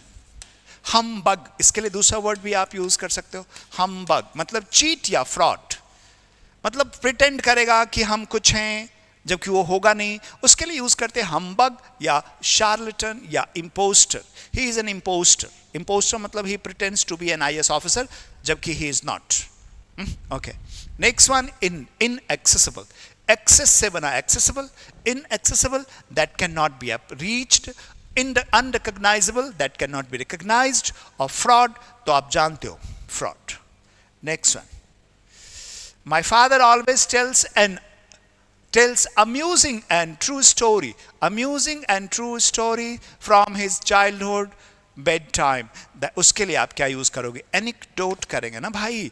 भाई true story that has happen या समवन हैज एक्सपीरियंस्ड, कोई भी स्टोरी जो किसी इंसान ने अपनी जिंदगी में एक्सपीरियंस करा, शॉर्ट स्टोरी यूजुअली, बड़ा छोटा सा, अम्यूजिंग एंड शॉर्ट स्टोरी, उसके लिए हम यूज करते एनिक्डोट। और एलिगरीज, एलिगरीज जो होता है ना, that's a figure of speech. जैसे आपने मेटाफॉर, सिमिली, लाइटोटीज पढ़ते हो ना, उसी तरह से हम एलिगरीज में होता है। एलिगरीज में जो एब्स्ट्रैक्ट आइडियाज हैं, एब्स्ट्रैक्ट आइडियाज, उनको हम एक फॉर्म देते, एक पर्सोनिफिकेशन की तरह से मिलता जुलता हुआ होता है, जिसमें आप किसी भी आइडिया का एक कैरेक्टर बना के प्रेजेंट करते हैं। उसको हम, जैसे आप कहीं पेंटिंग वगैरह में देख सकते हो, और कभी कोई स्टोरी वगैरह में भी आपको एलिगरी पढ़ने को मिलेगा, allegories. Fine. Next one is sonnet. Sonnet is a 14-line poem, 14-line poem, that sonnet. Shakespeare ने बहुत सारे सोनेट्स लिखे। Fables, fables is a story, I mean story, imaginary story, and imaginary story. Imaginary story का मतलब मैं आपको बताऊं, based completely on one's imagination, पूरी तरह से कल्पना पे आधारित, उसको हम फेबल बोलते हैं। यूजुअली फेबल्स के अंदर जो कैरेक्टर्स होते हैं वो एनिमल्स होते हैं यूजुअली, उसमें आपको खरगोश, कछुआ, ये सब स्टोरी हमने बंदर, ये सब स्टोरी हमने पढ़ी है, वो फेबल्स होता है, फेबल। ओके, चलिए next one is humour that describes the weakness of other person, that's what satire। satire का यूज करते हैं बहुत सारे ऑथर, satire का यूज करते हैं ना रिडिक्यूल करने के लिए, just to ridicule someone, laugh at someone, just to highlight someone's weakness। किसी के अंदर कोई वीक पॉइंट है, उसको हाईलाइट करने के लिए, उजागर करने के लिए जो लिखते हैं या हम बोलते हैं ना, that is satire। satire। Joke आपको मालूम है, कर्स, कर्स का मतलब होता है एनाथेमा। एनाथेमा इज कर्स, मतलब श्राप जिसको हम बोलते हैं। अटायर, पोशाक के लिए हम यूज करते हैं, अटायर इज पोशाक। Next term is someone who it's flash of own species, अपनी ही प्रजाति के जो एनिमल्स है उसका फ्लैश खाता है, कैनिबल। कैनिबल जैसे कोई भी प्राणी, कोई भी मैन है, जैसे मान लो मैन अगर मैन को खाएगा तो कैनिबल हो गया। कोई और क्रिएचर है, वो अपने ही फैमिली के क्रिएचर को खाएगा, ओन स्पीसीज को खाएगा, उसके लिए हम यूज करेंगे कैनिबल। मैमल्स तो आप जानते हो, स्तनधारी। नॉन वेजिटेरियन आप जानते हो। और वेगन मतलब स्ट्रिक्टली वेजिटेरियन, जो सिर्फ और सिर्फ वेजिटेरियन ही खा, स्ट्रिक्टली वेजिटेरियन, वेजिटेरियन।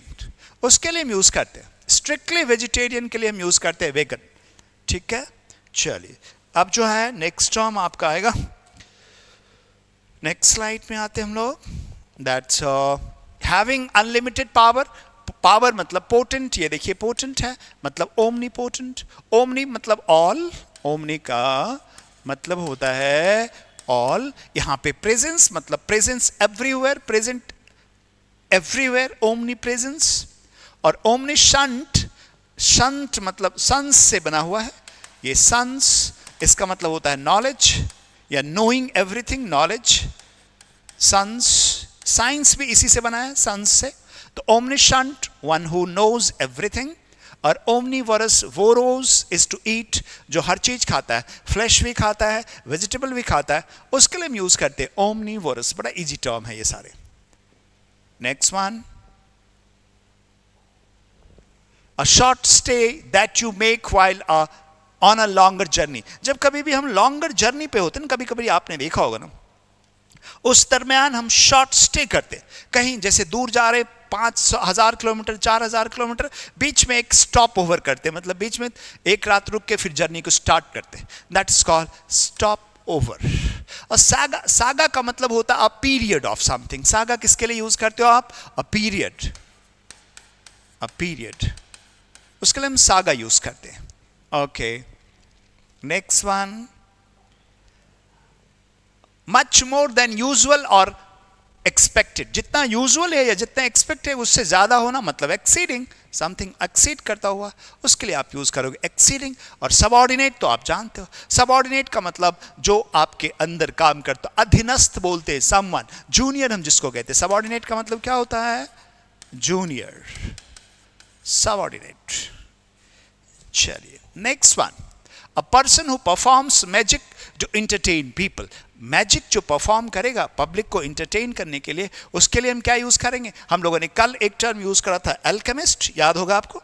एल्केमिस्ट तो वो इंसान है, वो someone who practices alchemy, one who practices alchemy. Alchemy is the science या magical power, mysterious power of transmuting something into gold.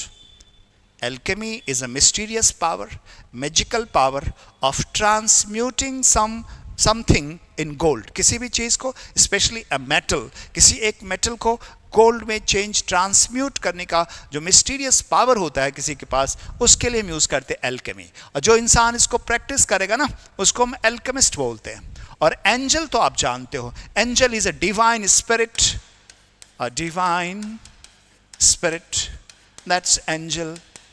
और मैजिशियन, ये correct answer is magician. Magician simply entertains, amuses people. Magician आपको सिर्फ amuse करेगा, amusement के लिए बना हुआ है। और पामिस्ट, पामिस्ट तो वो जो आपके पाम में को रीड करता है, one who reads palm. Palm को जो स्टडी करके आपका भविष्य, फ्यूचर बताता है, उसके लिए हम यूज करते हैं palmist. A person who is kept captive for fulfillment of demands of money, that's hostage। आपने सुना होगा हॉस्टेज के रिलीज के लिए 2 करोड़ रुपया मांग रहे कौन? कैप्टर्स। कैप्टर्स मतलब एबडक्टर्स, जिन्होंने एबडक्ट करा है किसी को, वो 2 करोड़ रुपया मांग रहे for the release of the hostage. Hostage का मतलब someone who has been kept captive, बंदी बना के रखा गया। केप्ट कैप्टिव का मतलब बंदी बना के उनको रखा गया है ताकि वो अपने डिमांड को फुलफिल कर सके। हेरेटिक का मतलब होता है नॉन कॉन्फॉर्मिस्ट, नॉन कन्फॉर्मिस्ट। बोहेमियन जिसके लिए आप यूज करते हो, Bohemian, that's heretic. Heretic is that. और इंट्रोवर्ट तो मालूम है, समवन हु टर्न्स हिज अपने इमोशंस को जो अंदर की तरफ मोड़ लेता है, उसके लिए हम क्या यूज करते हैं भाई? इंट्रोवर्ट। और जो अपने इमोशंस को बाहर की तरफ ले जाएगा, उसके लिए हम क्या यूज करेंगे? हम उसके लिए यूज करेंगे एक्सट्रोवर्ट। हर्मिट, साधु आप जानते हो, hermit, someone who leads a lonely life, solitary life, especially for religious purpose, is called hermit. Next term is one who tends to look at the dark side of things. Again, हम लोगों ने इसको already करा हुआ है, that is pessimist, already हम लोग कर चुके हैं। Optimist looks at the brighter side of life, life के दो साइड्स है, brighter side and darker side. जो डार्कर साइड को देखेगा दैट्स पेसिमिस्ट, जो ब्राइटर साइड को देखेगा दैट्स ऑप्टिमिस्ट। हम लोग कर चुके हैं इसको अभी। Next one, the statistical study of human population is demography. Demography is the study of the population, age, disease, population density.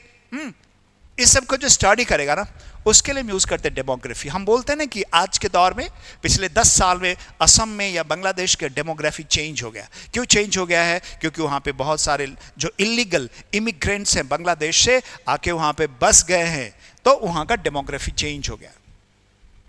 Astronomy, एस्ट्रॉन is आसमान में जो स्टार्स होते, एस्ट्रॉन का मतलब होता है स्टार्स, नॉमी का मतलब स्टारी है, स्टारी ऑफ सेलेस्टियल बॉडीज, मतलब जो यूनिवर्सल सेलेस्टियल बॉडीज हैं, स्टार्स एंड प्लैनेट्स, उनको स्टारी को हम बोलते हैं एस्ट्रोनॉमी। और पैलियोग्राफी, पैलियोग्राफी जो होता है ना, हिस्टोरिकल राइटिंग को हम स्टडी करते हैं। जब कभी भी बहुत ही पुरानी राइटिंग्स होता है ना, उसका एनालिसिस जब हम करते हैं ना, उसके लिए हम यूज करते हैं palaeography. So analysis of historical writings. Historical का मतलब relating to history, that's palaeography. And photography तो आप जानते हो भाई, फोटोग्राफी में क्या। Next one, very common observes people, okay, in industries it's very common to observe that people show undue favor to one's own relative during the hiring process. मतलब ऐसा देखा गया है कि लोग अपने रिश्तेदारों को हायर करने के लिए undue favor देते हैं। undue मतलब not deserving, हाँ, ऐसा फेवर देते हैं। उसके लिए हम यूज करते हैं नेपोटिज्म। आप बोलते हैं हिंदुस्तान में करप्शन ही नहीं है, हिंदुस्तान में नेपोटिज्म है, भाई भतीजावाद, दैट इज नेपोटिज्म। भाई भतीजावाद इज नेपोटिज्म। और लिबरलिज्म, और ये एक मतलब एक डॉक्ट्रिन है लिबरलिज्म। कम्युनिज्म एक अगेन ये वे ऑफ गवर्नेंस है, कम्युनिज्म या डॉक्ट्रिन भी कह सकते हो आप इसको, जिसमें कि हम क्या कहते हैं कि हर इंसान जो नेशनल रिसोर्सेस है, यानी कि नेचुरल रिसोर्सेस या जो नेशनल प्रॉपर्टी है, उस पर हर इंसान का बराबर का हक है। ये कम्युनिज्म में पढ़ाया जाता है ना, आपने पढ़ा होगा। रेसिज्म, आई मीन रेस के आधार पे डिस्क्रिमिनेशन जो होता है, discrimination on the basis of race, उसके लिए हम यूज करते हैं racism. Next one is a continuing unpleasant situation created when one problem causes another problem that then makes the first problem worst. मतलब क्या हुआ? मतलब ये हुआ कि एक प्रॉब्लम दूसरे प्रॉब्लम को क्रिएट करेगा और पहला वाला प्रॉब्लम और भी ज्यादा प्रॉब्लमेटिक हो जाएगा। तो इसके लिए जो आप टर्म यूज करोगे क्या होगा बोलिए? Wishes cycle. हम बोलते हैं ना कि वो एक विशस साइकिल है। जैसे हमने बोला नेपोटिज्म और करप्शन, अब नेपोटिज्म और करप्शन एक दूसरे को क्या है, जैसे पहले करप्शन था तो नेपोटिज्म हुआ, और नेपोटिज्म की वजह से करप्शन और बढ़ गया। तो ये एक विशस साइकिल है जो फंक्शन करता है। तो उसके लिए हम यूज करेंगे टर्म विशस साइकिल। एक प्रॉब्लम दूसरे प्रॉब्लम को जन्म देगा, दूसरे प्रॉब्लम की वजह से पहला प्रॉब्लम और भी प्रॉब्लमेटिक हो जाएगा, that's a wishes cycle. Next one, N utter state of confusion, chaos. Chaos is utter state of confusion. That's chaos. Engross करना, engross and pathos sorry, और innuendo. Engrossing का मतलब होता है किसी चीज पे कोई चीज को जमा, दिमाग में कोई चीज को डाल देना, engross करना या लिख देना, कुरेद देना।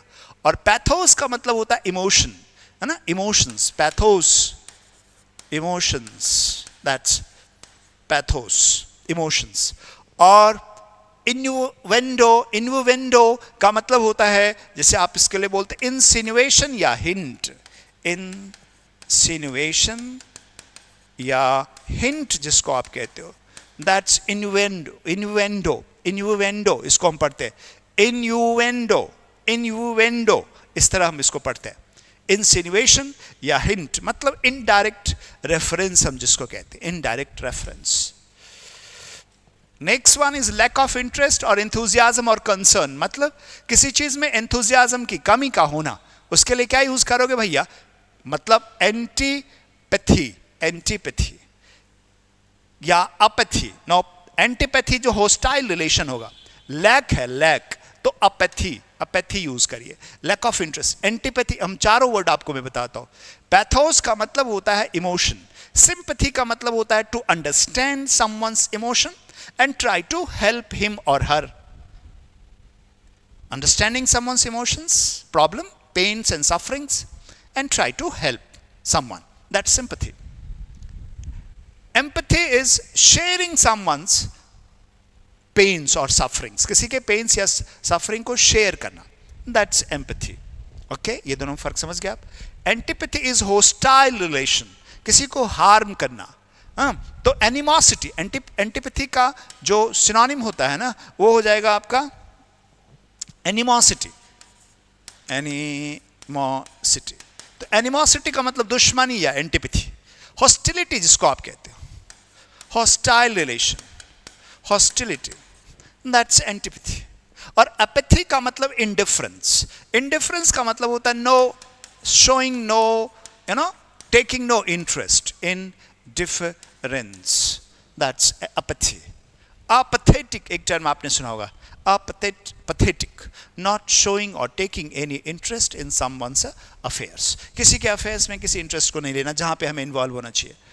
Next one, a person who has supreme power और अथॉरिटी, कोई भी इंसान जिसके पास बहुत सुप्रीम पावर है, बहुत ज्यादा पावर है, या उसके पास अथॉरिटी है, शक्ति है, फाइन, अधिकार है, अथॉरिटी, उसके लिए क्या यूज कर, सॉवरन, अ सॉवरन स्टेट या सॉवरन इंस्टीट्यूशन, जैसे बोलते India is a sovereign state, उसके पास सुप्रीम पावर या अथॉरिटी है।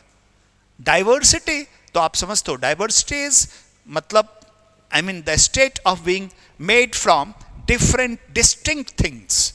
डाइवर्सिटी विविधता के लिए हम यूज करते हैं, विविधता का मतलब होता है making up of, made up of, the state of being made up of diverse things, मतलब अलग अलग चीजों से बना हुआ होना, उसके लिए हम यूज करते हैं डाइवर्सिटी। यूनिटी इन डाइवर्सिटी, हम लोग हिंदुस्तान के लिए यूज करते हैं यूनिटी इन डाइवर्सिटी। और सेकुलर का मतलब होता है नॉट रिलीजियस, सेकुलर स्टेट का मतलब होता है जिसमें एक पर्टिकुलर रिलीजन के लिए नहीं होता, उस रिलीजन के आधार पे नहीं होता। सेकुलर स्टेट वो होता है जिसमें हर रिलीजन को समान अधिकार होता है, उसको हम सेकुलर स्टेट कहते हैं। Next one, the study of ancient things such as arts, graves, ruins etcetera, क्या यूज करते हैं उसके लिए, आर्कियोलॉजी। आर्कियोलॉजिस्ट क्या स्टडी करते हैं, किसी एक पर्टिकुलर सोसाइटी के उसके आर्ट को, उसके कल्चर को समझने की कोशिश करते हैं, उसके रूइंस को, उसमें जो रूइंस हैं उसको स्टडी करते हैं archaeologist, just to find out, just to study the life or lifestyle of those people, उनके बारे में, उनका लाइफस्टाइल कैसा था, उनका लाइफ कैसा था, उनको स्टडी करने के लिए, हम उनके बारे में पता करने के लिए हम स्टडी करते हैं इनको, मतलब आर्कियोलॉजी। तो आर्कियोलॉजी क्या स्टडी करेगा, आर्ट, ग्रेव, रूइंस, बिल्डिंग्स, पुराने पुराने खोदेंगे, खुदाई करेंगे और स्टडी करेंगे आर्कियोलॉजिस्ट। मीटियोलॉजी, जो आपको मौसम वैज्ञानिक जिसको हम बोलते हैं मीटियोलॉजी, आपको atmospheric pressure, temperature, humidity, rainfall, पता नहीं कितनी चीज़ों को मिला के स्टडी करके उनके बेसिस पे प्रोडिक्शन होता है कि प्रिसिपिटेशन होगा, ह्यूमिडिटी इतनी होगी, रेनफॉल ये इतना परसेंट होने के चांस है, इतना होने के चांस है, lot many things. Metrology. Astrology, astrologist आपने सुना होगा। एस्ट्रोलॉजी क्या है, the study of influence, the study of influence of stars or on human affairs, इंसानी जिंदगी पे क्या प्रभाव पड़ता है स्टार्स या प्लैनेट्स का, that study is astrology, ज्योतिष विज्ञान भी हम इसको बोलते हैं। and geology is the study of a planet, specially earth या अर्थ के बाहर भी किसी प्लैनेट को हम स्टडी करते हैं, उसके स्ट्रक्चर, उसके डायनामिक्स। यहाँ पे चूंकि हम अर्थ की बात करते हैं, स्टडी ऑफ स्ट्रक्चर या डायनामिक्स ऑफ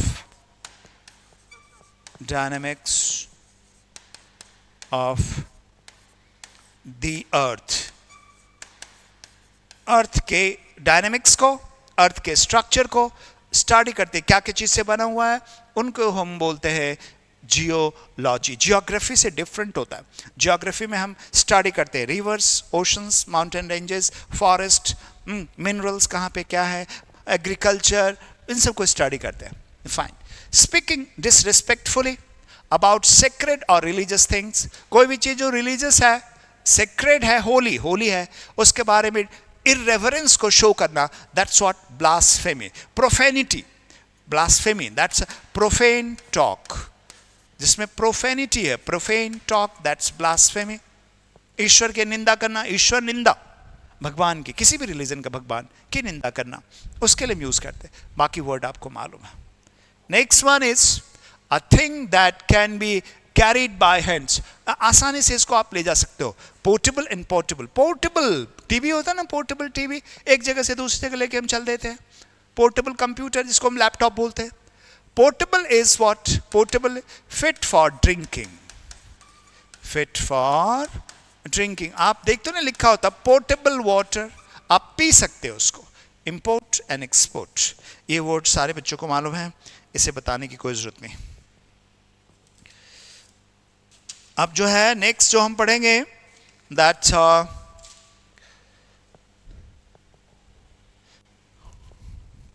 चलिए नेक्स्ट वर्ड है आपका evening time, when the sun has just set and it's almost from dusk to dawn, from dawn to dusk. Dawn is daybreak, daybreak is dawn, सुबह भोर। Dusk is ये जो अभी आप पढ़ रहे हो ना, डस्क, ट्वाइलाइट, ट्वाइलाइट ये भी बोलते हैं डस्क को। गोधूली बेला, शाम, शाम यानी कि सनसेट के तुरंत बाद वाला जो समय होता है, और नाइट के पहले वाला, दैट्स कॉल्ड ट्वाइलाइट या dusk. Next one, a place to park aeroplane, सबको मालूम है, हैंगर। दिस वन GER, ये GER तो कपड़ा लटकाने वाला होता भाई। Next one, a person who does not believe in God, everybody knows atheist, atheist and autocrat, कल हम लोग कर चुके हैं। someone, a ruler with absolute power, a ruler with absolute power is autocrat, and amateur अभी आपने करा है। next one, anything entertaining pertaining to cats, oh cat से related feline, dog से related canine, और जो bull से related that's taurine, और cow से related bovine। ये किससे रिलेटेड है, बुल्स से। कैनाइन किससे रिलेटेड है, डॉग्स। ये किससे रिलेटेड है, cows, bovine. Dealing with things in a practical and sensible way, that's pragmatic. You need to be pragmatic, you need to be pragmatic. बाकी के वर्ड सिनिक और स्केप्टिक और स्टोइक हम लोग ऑलरेडी कर चुके हैं इसी सीरीज में, इसी सीरीज में, पिछले स्लाइड में। That which is no longer in existent is extinct, मतलब आउट ऑफ एग्जिस्टेंस।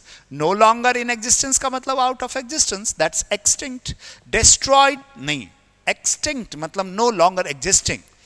वैनिश तो डिसअपियर के लिए यूज करते, कोई भी चीज वैनिश कर गया, मतलब क्लाउड्स वैनिश कर गया आसमान में, इसका ये मतलब नहीं कि वो कहीं एग्जिस्ट नहीं करता। आउट ऑफ एग्जिस्टेंस का मतलब होता है वो है ही नहीं।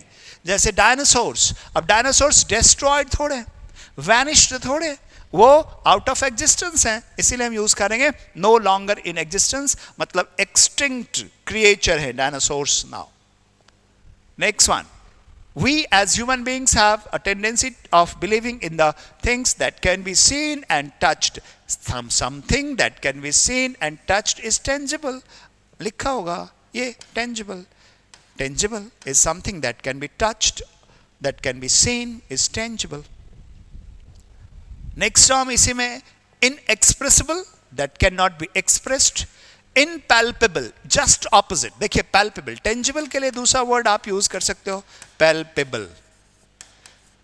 Impalpable के लिए आप यूज कर सकते हो intangible. हो गया भाई, intangible हो गया. Spiritual मतलब not material, material मतलब not spiritual. नेक्स्ट टर्म है fear of snakes, तो आप जानते हो. Ophidiophobia, phobia fear, ऑफिडियोफोबिया। और इसी में एक टर्म है सिनजेनिसोफोबिया। सिन मतलब together, cigarette genesis, fear of relatives, fear of relatives. Or claustrophobia, fear of closed place. Genophobia, fear of strangers.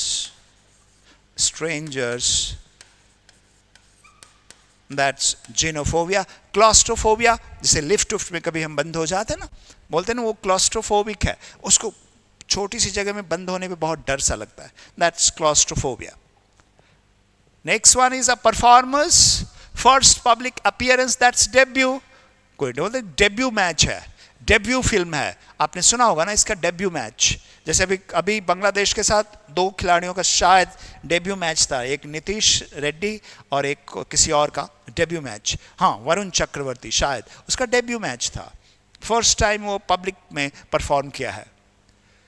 To go through an area making a lot of noise and causing damage. बोलिए, cacophony, rampage. The protesters went on a rampage.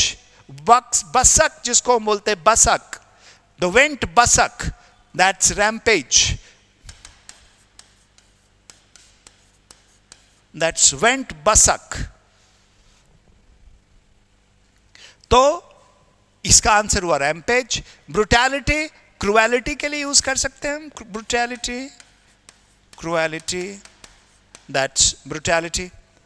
और violence, cacophony तो आप जानते हो. Harsh sound, that's cacophony. Next one is one who eats human flesh. Man eating man, human flesh. Human flesh को खाता होगा तो उसके लिए क्या यूज करोगे? कैनिबल ही तो यूज करोगे ना. Omnivores हर चीज खाता है. Herbivores grass. Scavengers is human flesh ही नहीं होता. Scavengers is one who feeds on the leftover. The leftover का मतलब होता है something that has been left by someone. Scavengers वो होते हैं ना, जो कोई चीज किसी ने यूज करके छोड़ दिया ना, जो बचा खुचा है ना, लेफ्ट ओवर्स है, उस लेफ्ट ओवर्स को ही खा के जीते, उसके लिए यूज करते हैं स्कैवेंजर्स.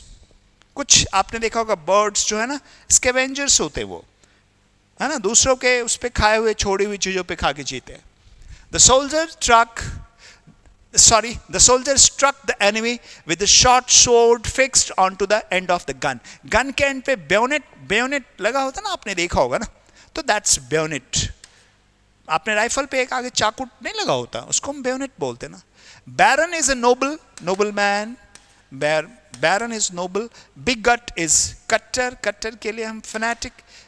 Bigot is fanatic. या उसके लिए radicalized यूज करे bigot. फैनेटिक नहीं, रेडिकलाइज्ड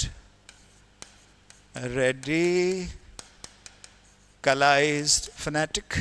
बैटन बोलते हैं वो एक जो क्लब होता है, डंडा हम जिसको कहते हैं, क्लब, डंडा. बैटन नहीं होता ऑफिसर्स के, आर्मी ऑफिसर, पुलिस ऑफिसर के हाथ में एक बैटन होता है, तो उसको लिए हम क्लब बोलते हैं, क्लब, बैटन.